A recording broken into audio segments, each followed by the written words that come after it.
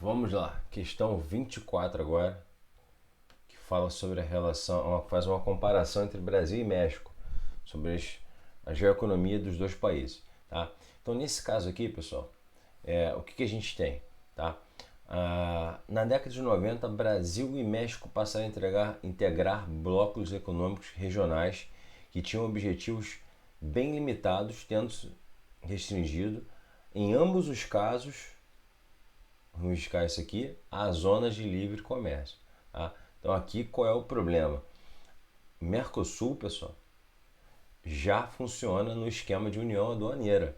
Tá? Inclusive, para quem fez o curso comigo, eu falei uma união aduaneira imperfeita.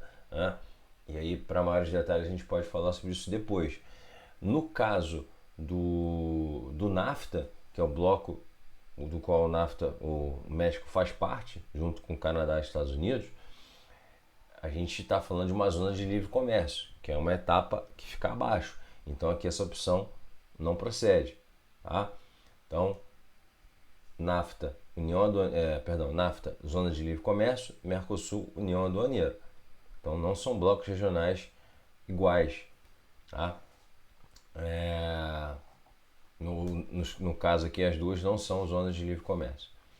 2. Os dois países são considerados global traders, ou seja, possuem uma grande variedade de parceiros comerciais, apesar do protagonismo ocupado pela China como principal destino de suas exportações.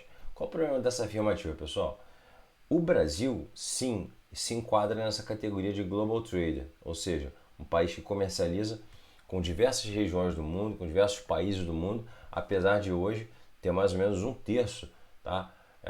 Um terço não, perdão, mais ou menos um quinto, alguma coisa próxima disso, que é exportado para a China, tá? Então é um percentual significativo. Mas o Brasil tem um comércio que a gente chama de multidirecional, comércio que se espalha para várias partes do mundo. O caso do México, pessoal, ou no caso do México, a coisa muda muito de figura. Por quê? Porque a própria bibliografia que fala que há um número aí próximo a 60%, 65% aproximadamente do que o México exporta caminha para onde? Para os Estados Unidos. Tá? Então, o México não entra nessa categoria de Global Trader. Tá? Então, aqui, Brasil, vamos botar aqui um BR de Brasil, sim, tá? E México, não. Beleza? Então, tá aqui a diferença, tá aqui o problema desse item. Sobraram então a 3 e a 4, que são as duas opções corretas. Letra E. Né? E aí aqui eu já vou rapidamente falar para vocês por que isso aqui está certo. Né? Vou voltar aqui. Em ambos os países, o processo de industrialização pós-Segunda Guerra Mundial teve por base o tripé capital estatal, investimento nacional, tá? De capital privado e investimento estrangeiro. Era aquela ideia da política de substituição de importações. Falei bastante disso no curso. Tá? A ideia de que o país deveria se abrir para o mercado externo, trazer, de certa forma, trazer para o território nacional empresas, as multinacionais que estavam se expandindo, né, com o intuito de produzir aqui internamente, ou de montar aqui pelo menos itens para uma classe média urbana que estava começando a surgir, né, e o foco qual era? O mercado interno. E toda essa estrutura aqui foi montada para quê? Para atender esses investimentos, principalmente investimento estrangeiro, capital estrangeiro, capital privado estrangeiro, que buscava se instalar em países de renda média, países cuja classe média urbana estava crescendo.